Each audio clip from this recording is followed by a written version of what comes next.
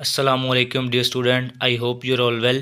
आज का जो हमारा टॉपिक है वो एग्जाम्पल 2.1 है, नाइन्थ क्लास का फिज़िक्स का चैप्टर 2 काइनेमेटिक्स का।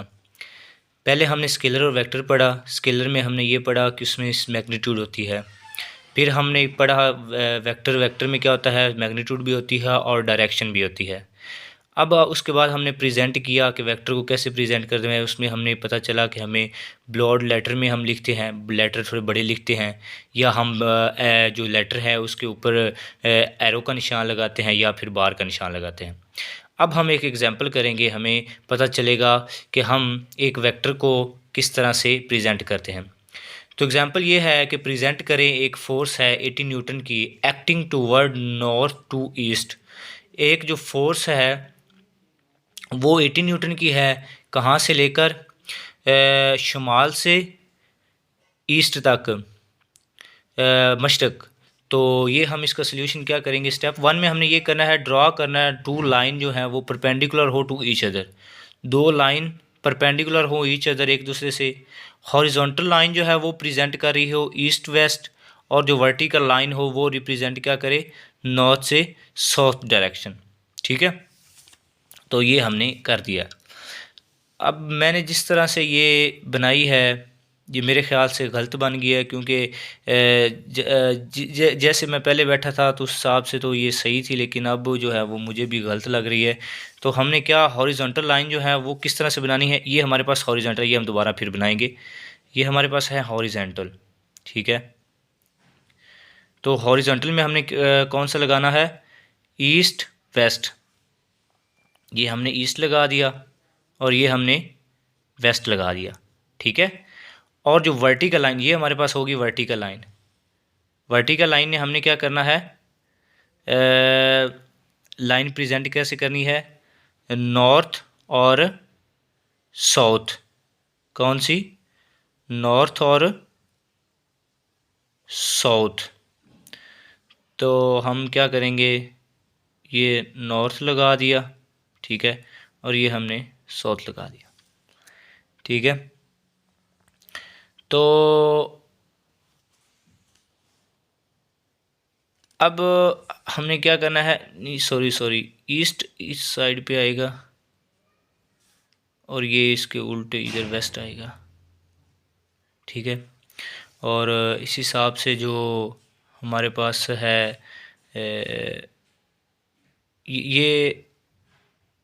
ये नॉर्थ, ये साउथ, ये ठीक है, ठीक है। इस साइड पे जो हमारे पास शुमाल है, इस साइड पे हमारे पास मशरक़ है, इस साइड पे हमारे पास मगरब है, और इधर हमारे पास साउथ जनूब है, ठीक है। ये थोड़ी सी मिस्टेक होगी। स्टेप 2 में हमने क्या करना है, सिलेक्ट करना है एक suitable scalar to represent the given vector. हमने सिलेक्ट करना है एक suitable scalar to represent the given vector, vector को रिप्रेजेंट करने के लिए, वेक्टर को रिप्रेजेंट करने के लिए। तो स्केलर में हम क्या करेंगे, किसमें आपको पता है स्केलर में होता है मैग्नीट्यूड। मैग्नीट्यूड किसे कहते हैं, जिसमें एक न्यूमेरिकल वैल्यू हो और साथ क्या हो, उसका यूनिट हो। तो न्यूमेरिकल वैल्यू का मतलब ये है कि हमने जो इसमें वेक्टर लेना है, ये हमारे पास ये नॉर्थ से ईस्ट की तरफ लेना ना, ये स्टेप ये हमारे पास जो गिवन में दिया है नॉर्थ से ईस्ट। तो इधर हमने जो फ़र्ज़ करें ये वेक्टर लिया है, वेक्टर के ऊपर हम एरो भी लगाते हैं, ये हमने पहले पढ़ चुके हैं कि एरो लगाना है, जिस तरह से हमें ये इसकी आइडेंटिटी है कि ये वेक्टर है। तो ये हम जो लाइन लगानी है हमने, वो एक स्केल होना चाहिए जो रिप्रेजेंट करे कि हमने इधर हमने प्रेजेंट करना है कि 20 न्यूटन के जो है वो 1 सेंटीमीटर लाइन में होगी, ठीक है। तो इसका मतलब है अब कितने न्यूटन है, 80 न्यूटन है, तो कितनी लाइन होनी चाहिए, 4 सेंटीमीटर है। 1 का 20, 2 का 40, 3 का 60 और 4 का 80। तो ये हमारे पास जो लाइन लगी हुई है ये 4 सेंटीमीटर है। कितने, 4 सेंटीमीटर, ठीक है। कितने न्यूटन की है, 80 न्यूटन की, ठीक है। ये स्टेप 2 में हमने करना है। उसके बाद हमारे पास स्टेप 3 आ गया। स्टेप 3 में हमने क्या करना है जी, ड्रा करना है एक लाइन जो according to a scale, scale के अकॉर्डिंग हो, in the direction of the vector, vector की डायरेक्शन में। In this case draw a line O A of length 4 centimetre long. वो हमने पहले कर लिया, ठीक है। स्टेप 4 क्या करना है, पुट एन एरो। अब हमने क्या किया, उसके साथ ये एरो भी पुट किया। एरो हमें ये निशानदाही करवाता है कि ये क्या है, वेक्टर है। तो उसके बाद हमने end of the line, in this case arrow head is at point A. तो हमने ये पॉइंट ओ से ए तक ये इसको हमने नाम दे दिया ओ, और ये हमने नाम दिया ए। तो जो ए है हमारे पास वो हेड है, और ये ओ जो है वो टेल है। तो जो ए के ऊपर है वो हमने वेक्टर का एरो लगा दिया। तो हमें ये शो करवा रहा है कि ये 80 न्यूटन है, ये हम 80 न्यूटन का लगा देते हैं। ठीक है, ये हमने एग्जांपल करी। अब इसके बाद हमारा एक टॉपिक जो है वो अब स्टार्ट होता है, वो 2.4 है, term associated with motion. Motion में शराइत कौन कौन सी होती हैं जी। हमने जब बात की स्टार्ट में रेस्ट की और मोशन की, रेस्ट में हमने ये पढ़ा कि जब भी कोई चीज़ जो है, एक बॉडी जो है, एक ऑब्जेक्ट है, वो अपनी पोजीशन को चेंज, ये उसके एक पोजीशन में है, वो पोजीशन को चेंज ना करे तो वो है रेस्ट में। अगर अपनी वो पोजीशन को चेंज कर रहा है तो वो किस में है, मोशन में, ये रेस्ट में है। ठीक है, और अगर ये चल रहा है, ठीक है, मूव कर रहा है, अपनी पोजीशन को चेंज कर रहा है, तो ये किस में है, मोशन में है। ठीक है, अब जब ये पोजीशन को चेंज कर रहा है, ठीक है, तो ये क्या करेगा, एक डिस्टेंस कवर करेगा। ज़ाहिर बात है, एक पॉइंट से दूसरे पॉइंट तक इसने जाना है ना, अपनी पोजीशन को चेंज करना है। तो सबसे पहले हम बात इसमें मोशन में क्या कर रहे हैं, क्या शराइत है, पोजीशन की बात हम कर रहे हैं। ठीक है, उसके बाद जब ये चेंज होगा, पोजीशन चेंज होगी, तो इसका मतलब है कि ये एक डिस्टेंस कवर करेगा। डिस्टेंस को हम एस से रिप्रेजेंट करते हैं, तो इसमें एक डिस्टेंस भी कवर होगा। तो अब हम इसकी जो टर्म है, आज सिर्फ हम पोजीशन के बारे में पढ़ेंगे, डिस्टेंस के बारे में पढ़ेंगे, और उसके आगे हम इसकी डिस्प्लेसमेंट के भी बारे में पढ़ेंगे, वो एक इसकी डिफ़ाइन आगे करेंगे। तो इसमें वो क्या कह रहे हैं कि वी डीलिंग विद मोशन, जब हम मोशन के साथ डील करते हैं, we come across various term, तो हम मुख्तलिफ शराइत में आते हैं, such as the position of an object, object की पोजीशन जो मैंने आपको इधर बताई है कि वो एक पोजीशन में होगा। फिर बात करते हैं जी the distance covered by it, जो उसने डिस्टेंस कवर किया है, जिसको हमने एस से शो करवाया था। फिर उसके बाद बात आती है जी उसकी स्पीड। ज़ाहिर बात है, जब एक डिस्टेंस कवर करेगा तो एक स्पीड से करेगा ना, तो वो हम वी से शो करवाते हैं स्पीड को। उसके बाद हम आगे चलते हैं, ठीक है, उसके बाद वेलोसिटी आती है, उसके बाद इसमें एक्सेलरेशन आता है, इसमें टाइम आता है। तो ये सारी एक्सप्लेनेशन जो है, एक्सप्लेन है, वो हम इसके आगे इस्तेमाल करेंगे। तो सबसे पहले हम बात करते हैं जी पोजीशन की। The term position describe the location of a place, एक प्लेस की लोकेशन, एक जगह की लोकेशन या किसी पॉइंट की location with respect to some reference point, with respect to some reference point is called origin.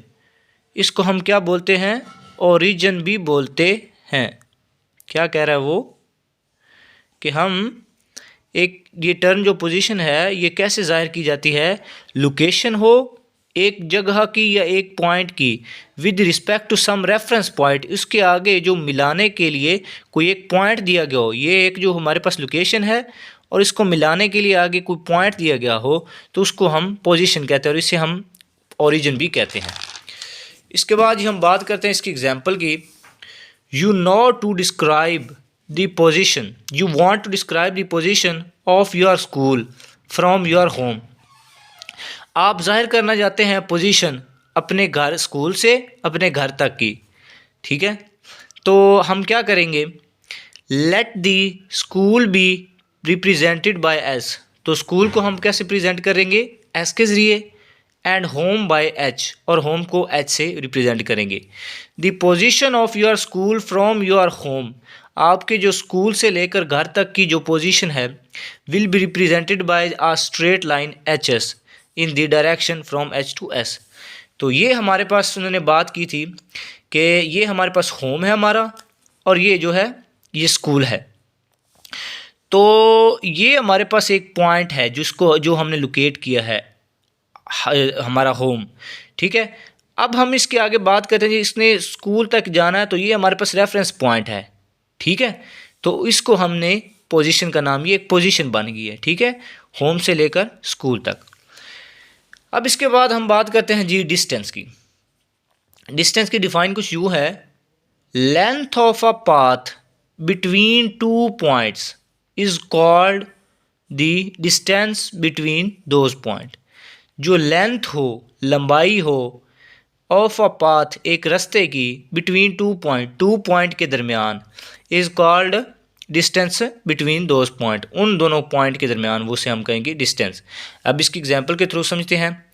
Let's suppose, फ़र्ज़ करें कि एक कर्व्ड पाथ है, let s be the length of the curved path between two points A and B on it. तो उस curve path में जो है एक पॉइंट है, दो पॉइंट है, एक पॉइंट ए है और एक हमारे पास बी है। देन एस जो है वो डिस्टेंस होगा between point A and B.